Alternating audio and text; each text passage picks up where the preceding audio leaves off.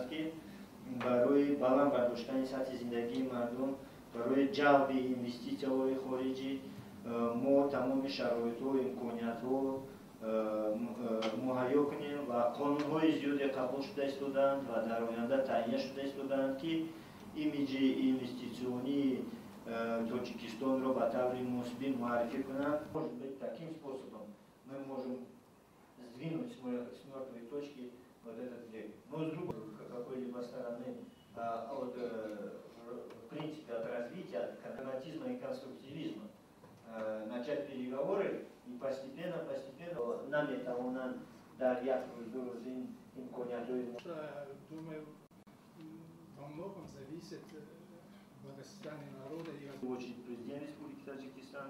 Несомненно, конечно, те группы, которые як илтимос доштанд ки дар ин масъала Тоҷикистонро муҳайё кунем ва он инвесторон ба иш наёфтанд ва ҳар як бошанд ки барои шиносоии президенти ҷумҳурии мардум дигар шудааст.